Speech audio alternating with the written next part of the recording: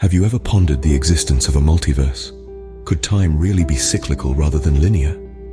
These questions, as mind-boggling as they are, have been a part of human contemplation since the dawn of civilization. Imagine for a moment infinite universes existing simultaneously, each unique and bound by its own set of cosmic laws. This is the concept of the multiverse, a theory that has been pondered and speculated upon by scientists and philosophers alike in recent times. Now consider time. We often perceive it as linear, a constant progression from past to future. Yet what if it were cyclical, an eternal loop of creation, existence, and destruction? This is the concept of cyclic time, an idea that permeates many ancient cultures. These ideas weren't born in a vacuum. They have been a part of our collective consciousness, embedded in our myths, legends, and ancient texts. Join us on a journey through time as we uncover the roots of these fascinating concepts in our ancient past. Our quest begins in ancient India, where the concept of a multiverse finds its roots in the sacred Hindu texts, the Vedas.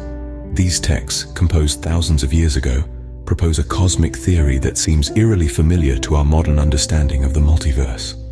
In the Vedas, the cosmos is not a singular entity, but an endless cycle of universes, each one born from the fiery breath of Brahma, the creator god. This concept, known as the Brahmanda theory, envisions an infinite number of universes existing simultaneously, each with its own distinct realities and laws of nature. This mirrors the theory of the multiverse as we understand it today, where our universe is but one among countless others, each separated by the fabric of space and time. But the Vedas go a step further. They introduce the concept of samsara, the cyclic nature of existence. According to this philosophy, time is not a linear progression, but an endless loop of birth, death, and rebirth.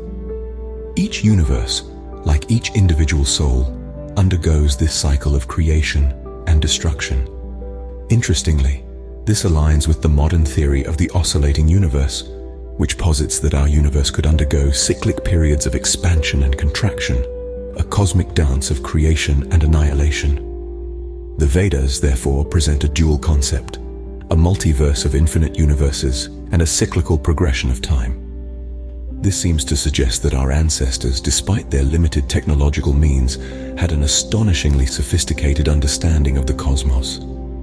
Their insights, gleaned from deep contemplation and philosophical inquiry, continue to resonate with us today, thousands of years later.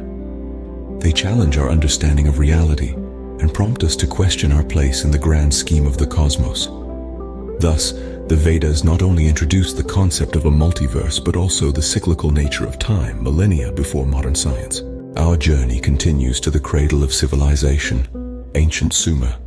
The Sumerians, one of the earliest civilizations on record, left behind a rich tapestry of myths and epics that touch on profound existential concepts. Perhaps one of the most intriguing of these concepts is the cyclic nature of creation and destruction, a theme that echoes throughout their mythology. In the vast expanse of Sumerian lore, the world is not a static entity. Instead, it is a dynamic stage where cycles of creation and destruction play out in a grand cosmic drama. This idea is encapsulated in the Epic of Gilgamesh, one of the oldest known pieces of literature. Here we witness the hero Gilgamesh grappling with the forces of life and death, embodying the Sumerian belief in the cyclical nature of existence. The Sumerians saw time as a wheel, constantly revolving, with each revolution signifying a cycle of creation and destruction. In their view, the universe was not born once and for all, but is constantly being created, destroyed, and recreated. This perspective is mirrored in their cosmogony, a narrative of the world's creation, where the gods themselves are subject to these cycles.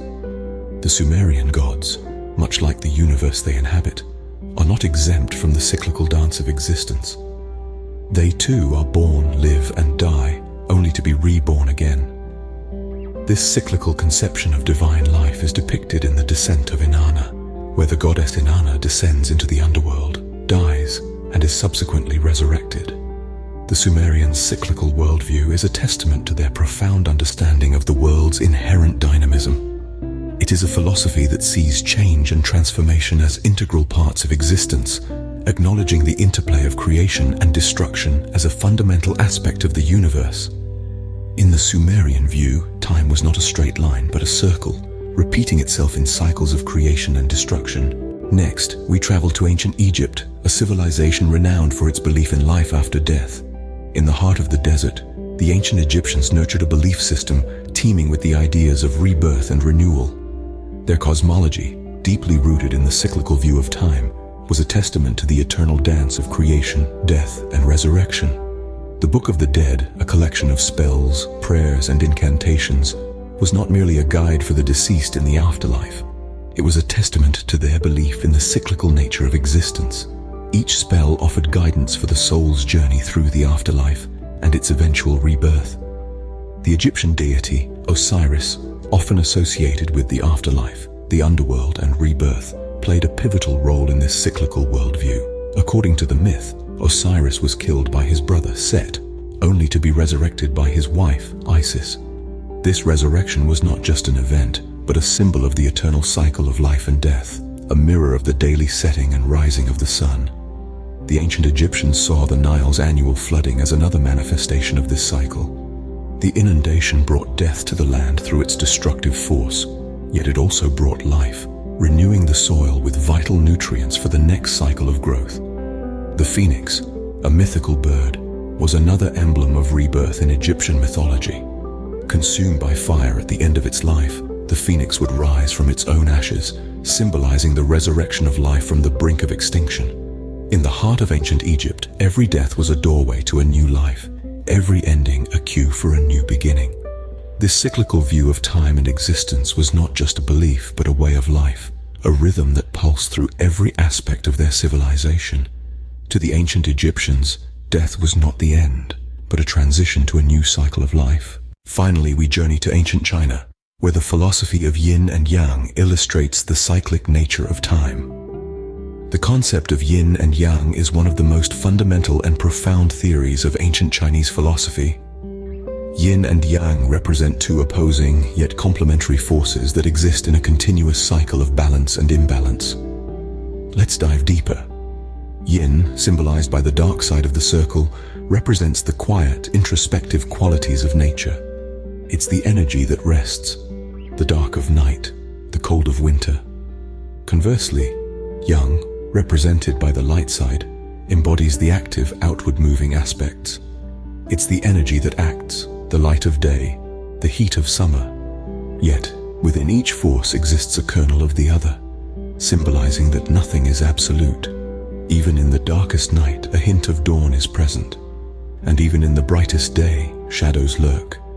This perfectly encapsulates the cyclic nature of time, where each moment is a balance of past and future, of beginning and ending.